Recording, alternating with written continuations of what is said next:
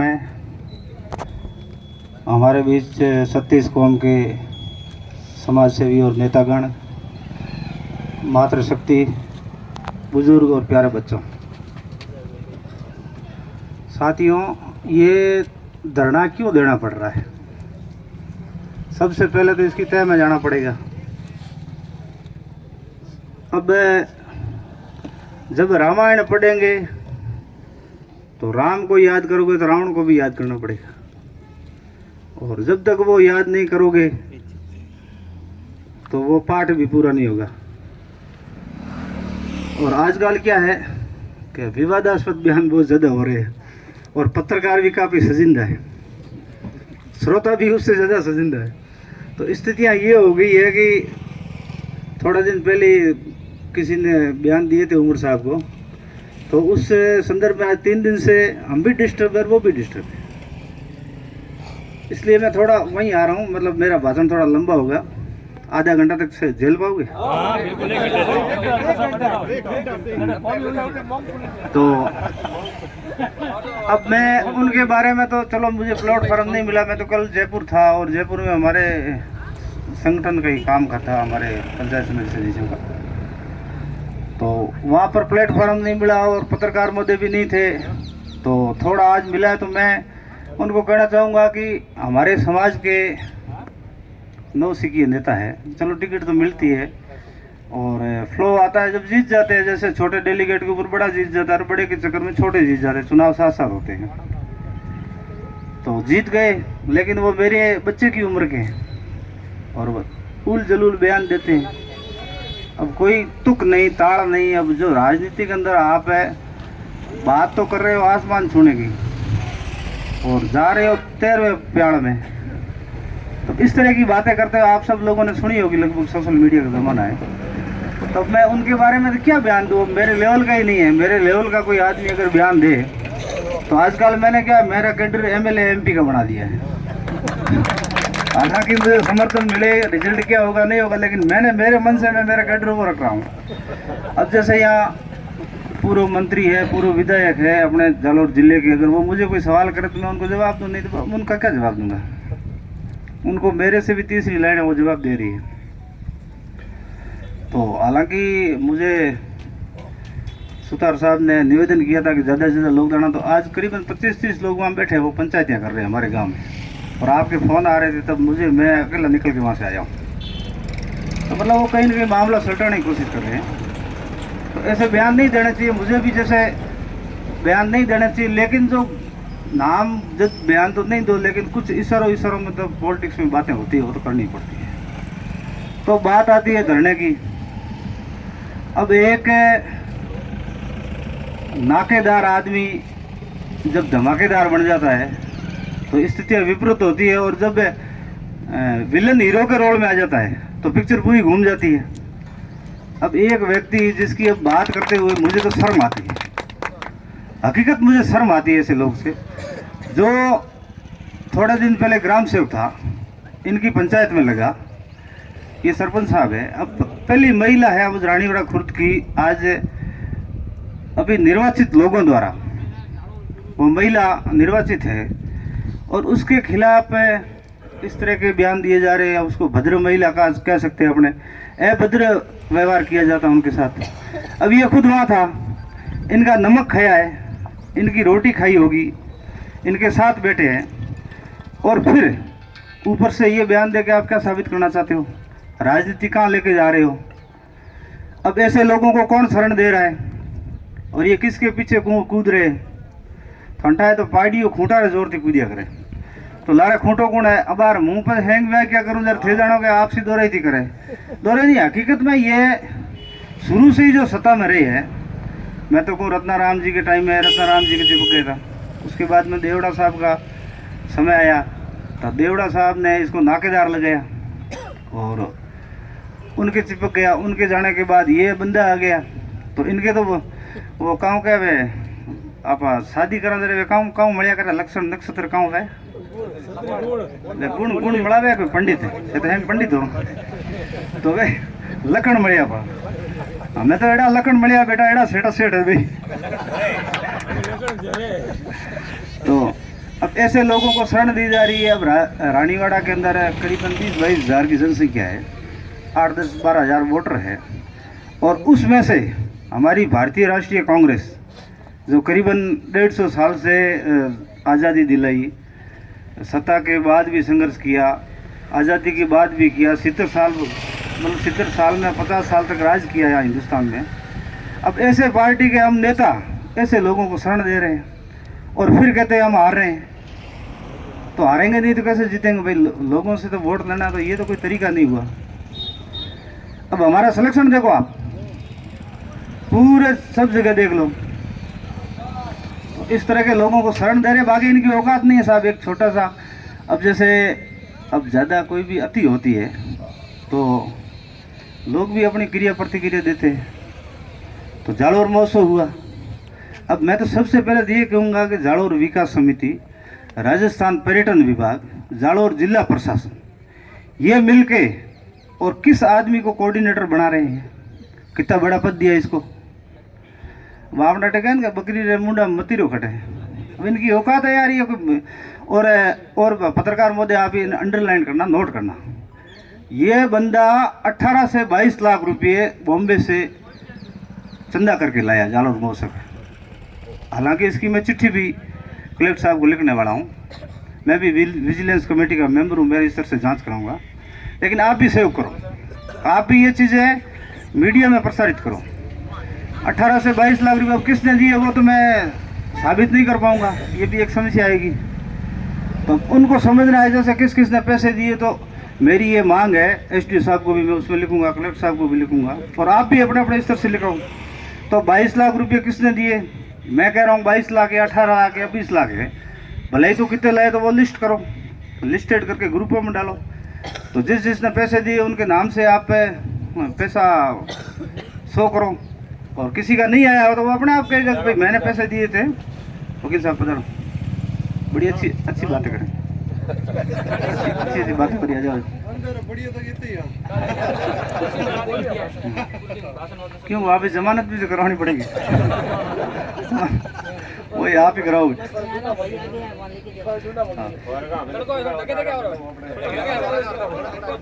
तो मतलब इतना बड़ा घोटाला भ्रष्टाचार कर रहे हैं। अब किस तरह के इनाम दिए जा रहे हैं, किस तरह के टिफिन बांटे जा रहे थे, मैं भी जो 5 मिनट के लिए आया था। तो मतलब ये घोटाले भी सार्वजनिक होना चाहिए। और जैसे SPRM के घोटाले जो आपके यहाँ के विधायक जी ने भी शायद विधानसभा में क्वेश्चन उठाए थे, जांच नहीं हो रही है। अब आप 122 करोड़ रुपए यहाँ रानीवाड़ा के अंदर SPRM योजना के तहत आए थे, कहाँ गए पैसे? पता नहीं, 8 बाजार लगनी थी और क्या क्या होना था। और एक बात मुझे समझ में नहीं आ रही है, विपक्ष चुप क्यों यार? अब ये चीज़ मैं कह रहा हूँ, ये अच्छी लगती है क्या? मैं तो पार्टी विशेष का सदस्य हूँ, मेरा किसी व्यक्ति विशेष से टकराव है, पर जब व्यक्ति विशेष टॉप की सीट पर होता है तो उसमें पार्टी भी पूरी लपेटे में आ जाती है। तो आप लोग पता नहीं किस मोड में खेल रहे हो। विपक्ष, मैंने नारायण सिंह जी को भी कहा है, मुकेश जी को भी कहा, एक दिन ईश्वर सिंह जी को भी मैंने कहा था, मैं कहा यार आप ये खेल बंद करो। आप सोच रहे हो कि चौधरी नहीं तो रबरी नहीं तो फलाना, ये कोई नहीं देता है वोट साहब। ये हमारे उपचुनाव हुए थे लासीवाड़ में भी डेलीगेटों के, तो 18 साफे बांधे थे, उसमें से 8 वोट नहीं आए, नहीं देते वोट। ये आप चूक रहे हो। तो दूसरे लोग हैं उनका भरोसा खो रहे हो आप लोग। आप विपक्ष के बिना पक्ष भी नहीं चलता और विलन के बिना पिक्चर नहीं चलती है। तो फिर आप इस तरह के सवाल भी उठाया करो समय समय पर। जनता देख रही है, आप 1.5 साल से चुप हो, पता नहीं क्या हुआ है आप लोगों को। ऐसे नहीं है, देखो संघर्ष तो करना पड़ेगा, संघर्ष करने के बाद जो चीज़ निकलेगी वही होगी। बाकी तो मतलब ये एक मैं आपको सुझाव दे रहा हूँ, हालांकि मुझे नहीं देना चाहिए, आप सोते रहो। अच्छा, ये अब नाकेदार की बात करें। अब इसको इतना बड़ा बना दिया है कि जिसकी कोई सीमा नहीं है, किसी पे भी टिप्पणी कर देता है। अब देखो पिछले दिनों पता नहीं इसने अति करी, तो एक कोई युवक था उसको पसंद नहीं है, उसने इसके साथ जो धक्का मुक्की करी, मारपीट करी, नहीं करनी चाहिए थी। लोकतंत्र में हिंसा के लिए कोई जगह नहीं है, नहीं करना चाहिए, पर कर दी। तो उसके बाद में पता नहीं आनंद फानन में ये कोई हमारे पूर्व डेलीगेट था कांग्रेस का, उसके ऊपर पड़े, उसको ठोक दिया बेचारे को।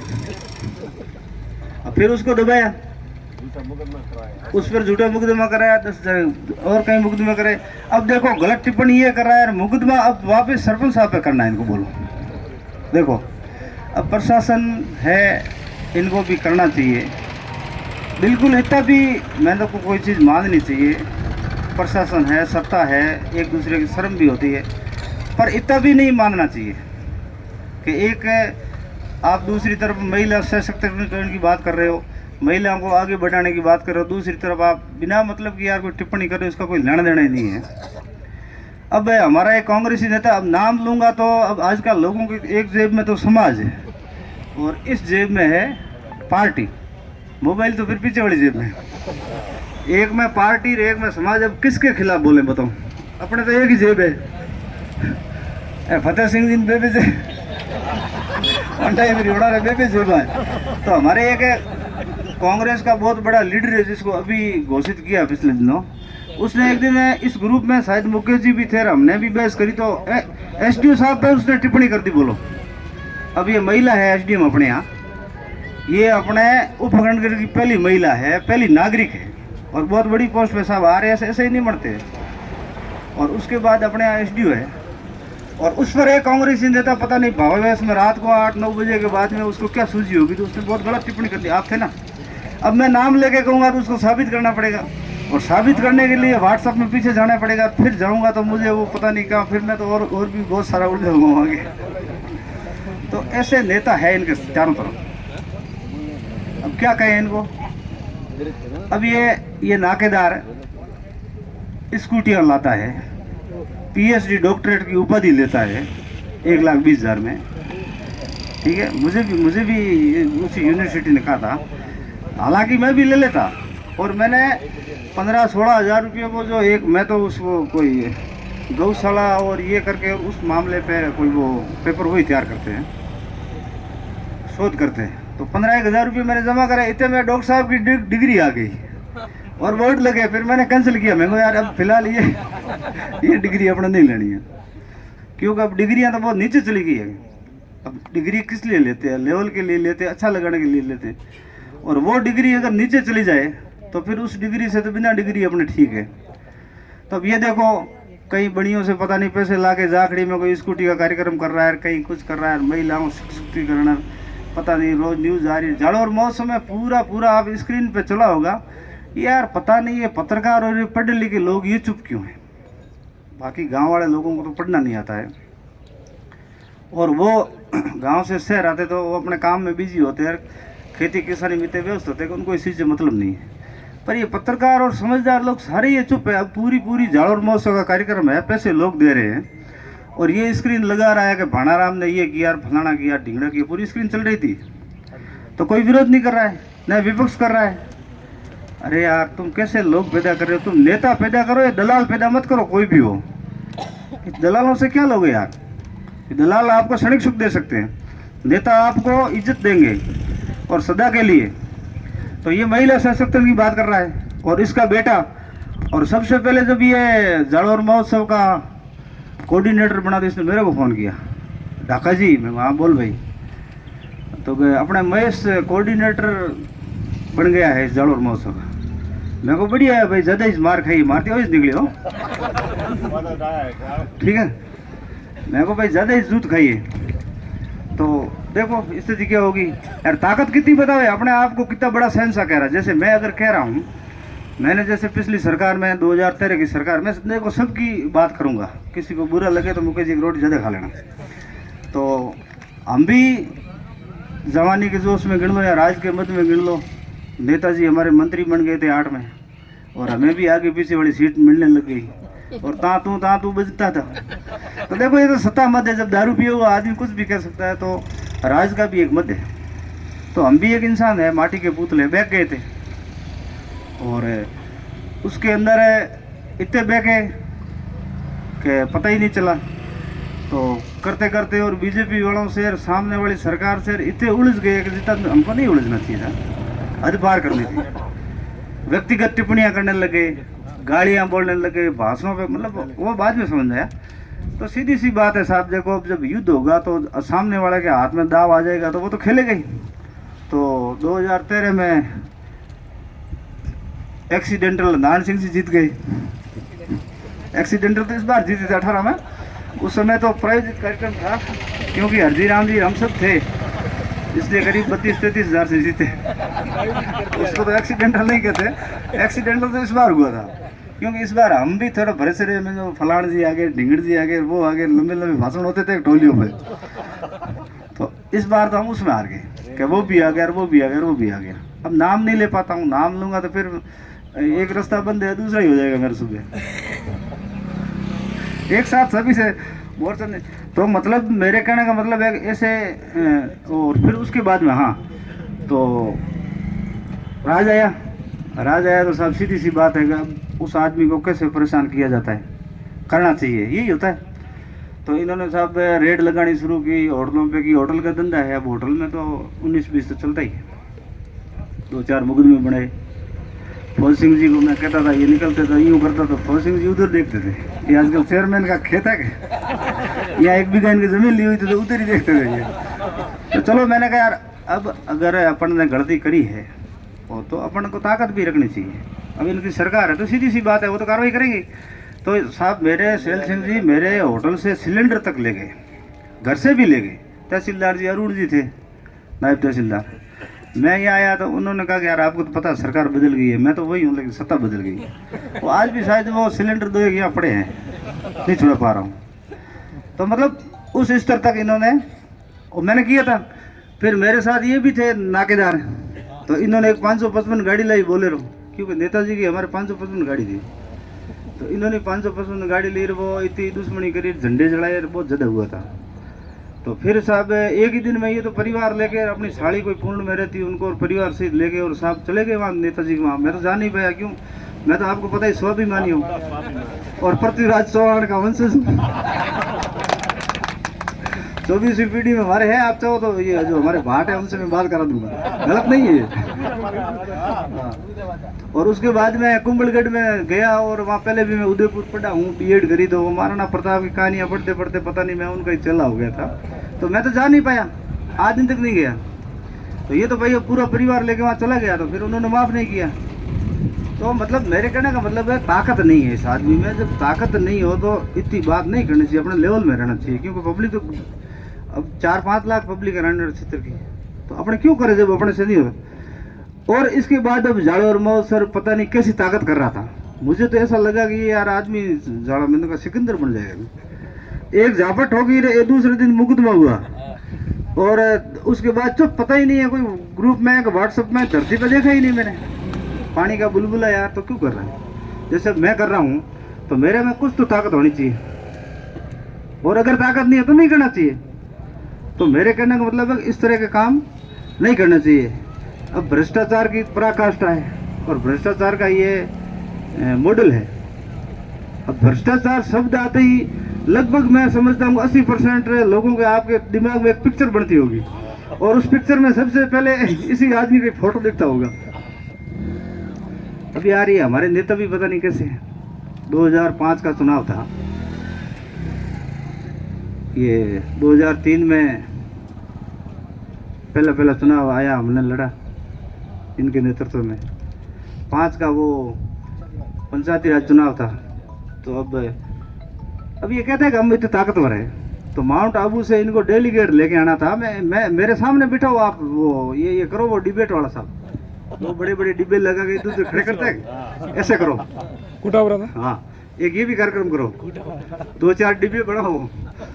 तो ये अब इनको वहाँ से डेलीगेट यहाँ लड़ा गया, अरे वहाँ ठोकेंगे अपने को और वहाँ पीटेंगे, अरे वहाँ अपना डेलीगेट छीन लेंगे। अरे यार, क्या मैंने कहा मैं लूँगा। फिर वहाँ से डेलीगेट में मेरे घर पे लेके आया, मेरे घर से मेरे ऑफिस में लेके आया था, जो अब बिक चुका है उसी ऑफिस में। तो अब वो उसके बीच में एक और बात आ गई। अब एक वो नेता, मतलब नौसिखिया नेता कह रहा है कि 10x10 का ऑफिस बेचकर 5 स्टार होटल बना दी। अरे यार, मैंने तो 2003 के 17 अप्रैल को रजिस्ट्री करवाई इसकी, और 2000 में मैंने उस समय 50 लाख का मकान मेरे घर पे बनाया था। जब ये पैदा ही तो 2003 में हुए, वो भी दिसंबर में। 3 बाद वो नहीं बेची आधी बेची। मैं खेताराम जी था तहसीलदार, तो मैं वो बार बार रजिस्ट्री करवाने आता तो खेताराम जी मन मजा करी गए, थोड़ी बहुत टाबरा राखी एक हैंग दी थी फ्री। तो मैंने साहब मन दो गियड़ो है वो तो चलो ठीक है। तो मतलब इस तरह की अब ये कह रहे हैं कि 5 स्टार होटल बना दी। अरे यार बिस्कुट खा रहा है आदमी और आप सामने बैठो 2 बिस्किट नहीं दे सकता, वो क्या 5 स्टार बनेगा यार? फालतू की बात करते हो। अब कितने बड़े दानवीर हो आप, कितने लोग यहाँ से दिल्ली जयपुर जाते हैं, कितने लोग यहाँ जाड़ोर इधर उधर जाते हो, आप कितनी बार खाना खा के आए हो? फालतू की बात करते हो, कोई देता है क्या? और 2005 के चुनाव की बात करूं तो स्वाभिमानी आदमी होता है तो वो तो कम से अभी ये खुद नाकेदार जब पंचायत समिति में झगड़ा हुआ था, 3 हमारे डेलीगेट जीते हुए उनके साथ चले गए थे जफा, जो वो आप सबने देखा ही है, मैं भी उसमें मौजूद था। तो सारे भाग गए थे, मेरे जैसे ही कोई बिड़ला आदमी खड़ा था वहाँ। तो ये नाकेदार खुद मार रहा था यार, ये मुक्के मार रहा था।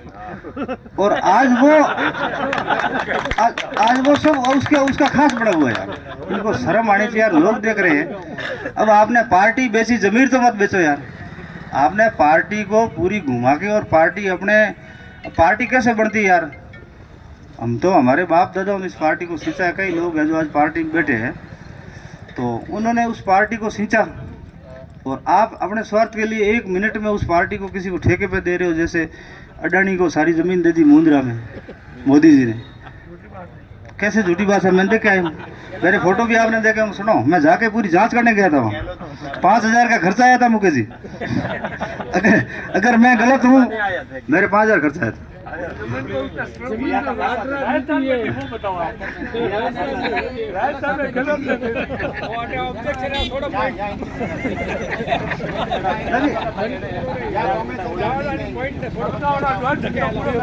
अब सुनो, अब मैं रानीवाड़ा की नहीं कह रहा हूँ यार, मुझे गुजरात की तो करने दो।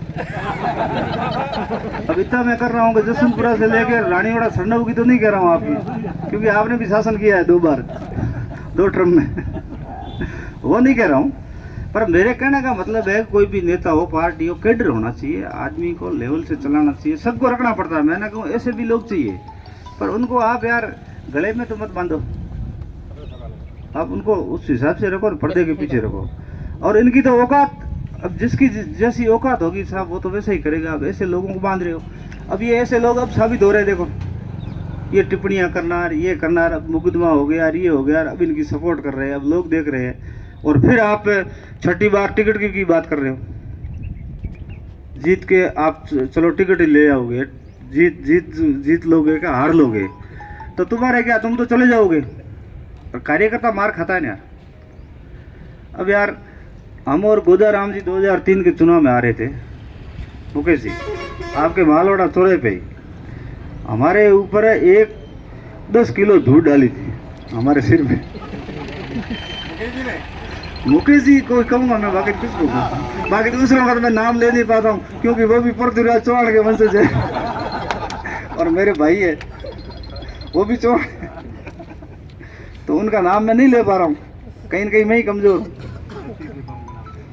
तो मुकेश जी ये बात है, और ऐसे लोगों को गले नहीं बांधना चाहिए। अभी तक इतना धरना प्रदर्शन हुआ, 15-20 दिन से ये चल रहा है, तो बीजेपी और कांग्रेस के दोनों नेताओं को अपनी वाल पे जो आप महिला सशक्तिकरण के दे रहे हो, पता नहीं किस किस के बधाइयाँ दे रहे हो, ये दे रहे हो, अभी तक मैंने नहीं देखा किसी के वॉल पर ये लिखा हुआ है कि भाई ऐसी महिलाओं पर टिप्पणी करने वालों को प्रशासन को नहीं बख्शना चाहिए। ये पोस्ट क्यों नहीं चढ़ा रहे वो? कब चढ़ाएंगे वो? अब मैं भी पीड़ा समझता हूँ, मेरी मिसेज भी जनप्रतिनिधि है, और उनके खिलाफ कल कोई टिप्पणी करे तो मुझे भी तो खराब लगेगा। कल ये नेताजी खुद अपनी पत्नी को यहाँ स्थापित करना चाहते हैं, तो कल यही लोग फिर इनका क्या भरोसा यार, सत्ता चेंज होगी तो उनके साथ चले जाएंगे, ये इनका क्या है? तो कल ये फिर टिप्पणी करेंगे। तो इसलिए अभी से इनको, मतलब गलत कोई भी हो, गलत मैं हूँ तो मुझे भी करना चाहिए। देखो, इंसान भूल का पुतला, गलती होने के बाद गलती स्वीकार करनी चाहिए। ये तो स्वीकार नहीं करें, सामने मुकदमा लगा रहे, बोलो अब अखबारबाजी कर रहे हैं, ये कर रहे हैं। कल मैं देख रहा था पूरा।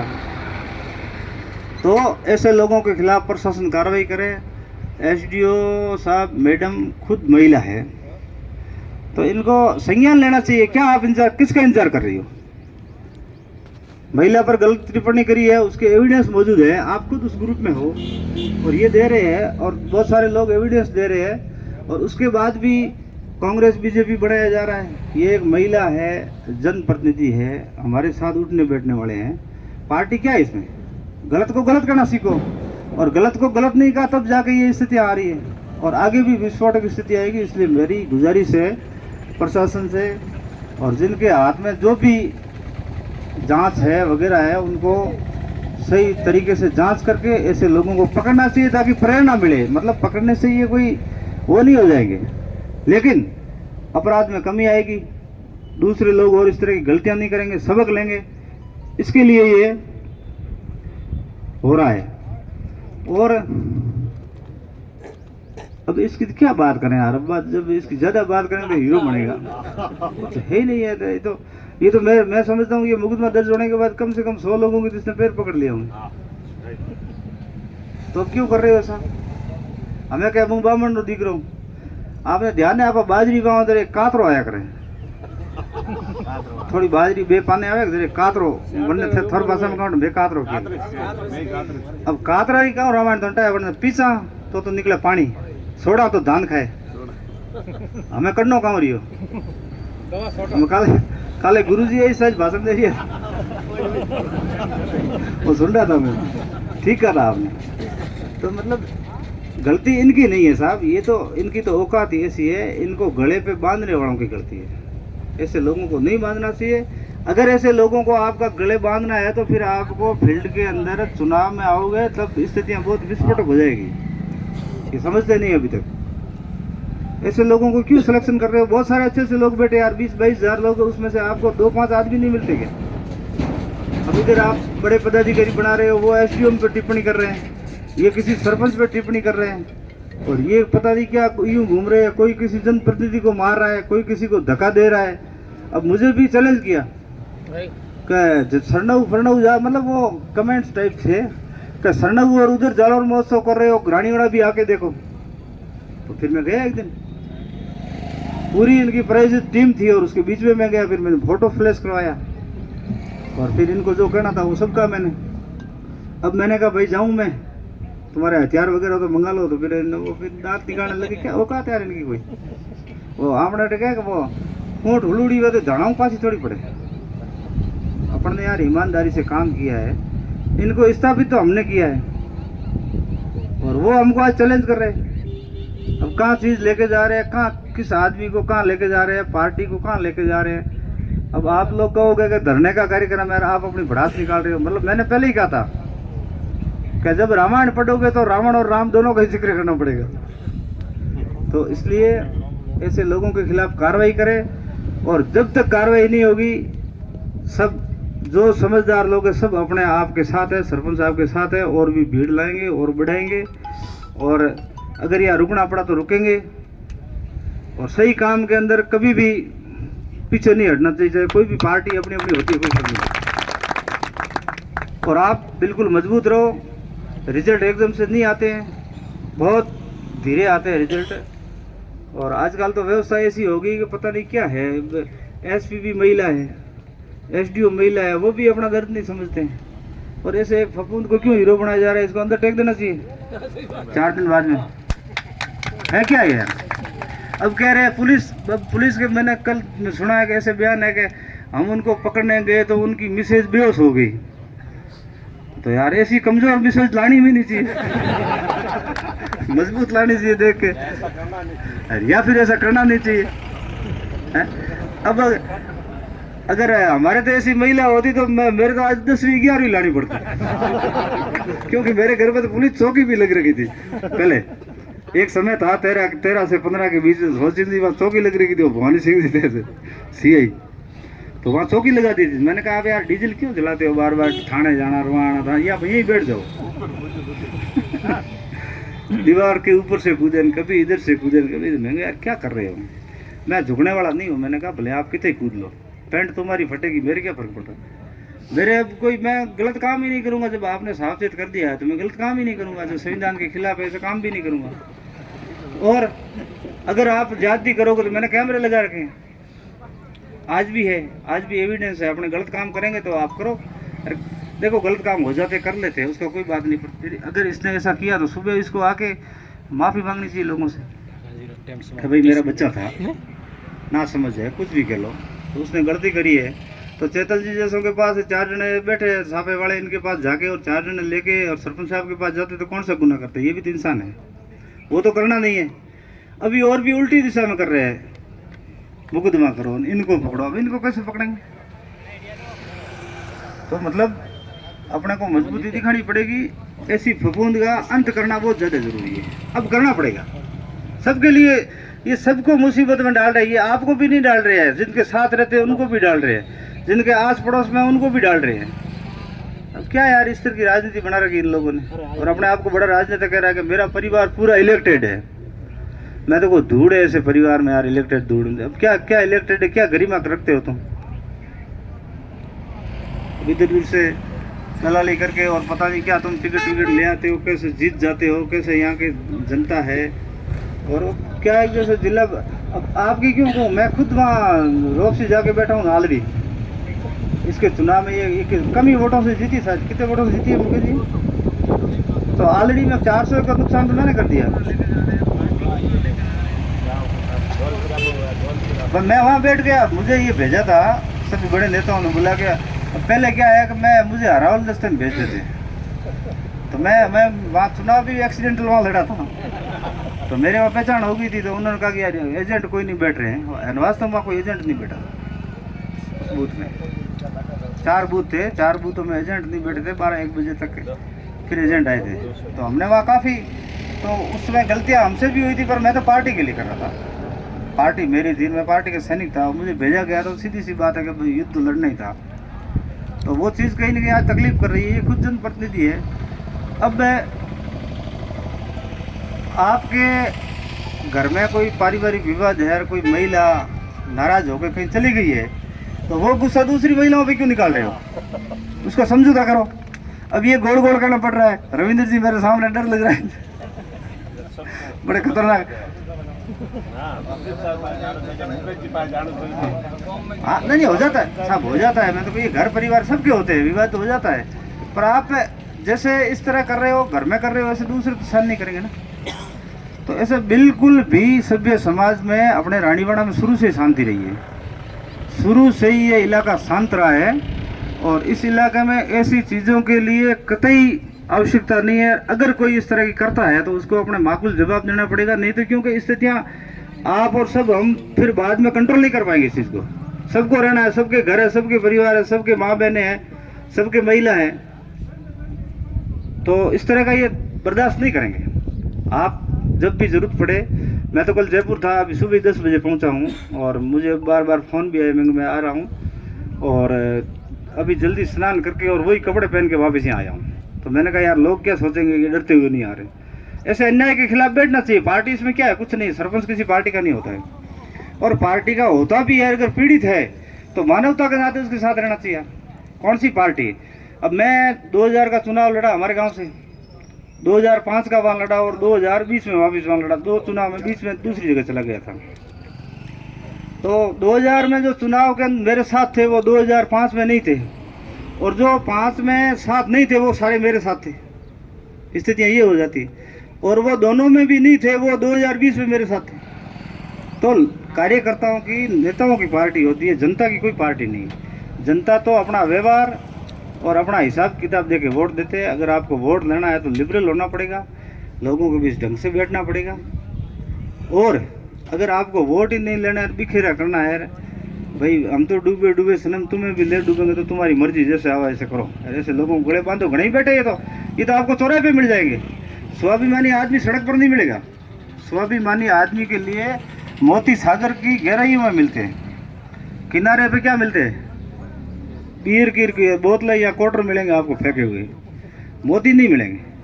मोती तो जिस तरह कोई भी पार्टी का स्वाभिमानी कार्यकर्ता वो घर बैठेगा और वो ये सोचेगा कि भाई नेता है, मेरे पास आएगा, मेरी बात सुनेगा, मेरी बात रहेगा।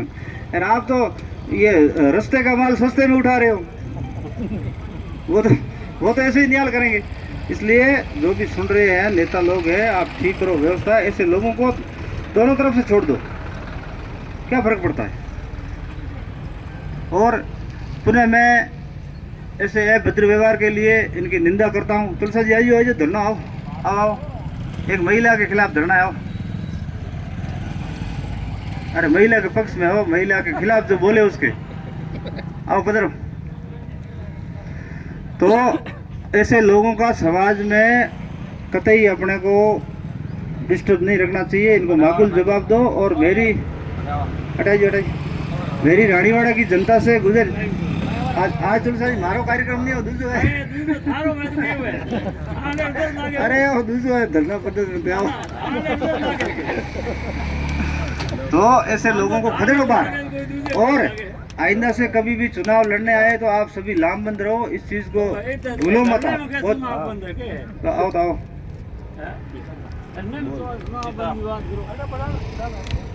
तो ऐसे लोगों को कहीं भी चुनाव लड़ते हैं, जैसे रानीवाड़ा से ये जीते हैं, जिला परिषद में, पंचायत समिति, सरपंच में, वार्ड में, जहाँ भी ये खड़े होते हैं तो इनका खुल के विरोध करो।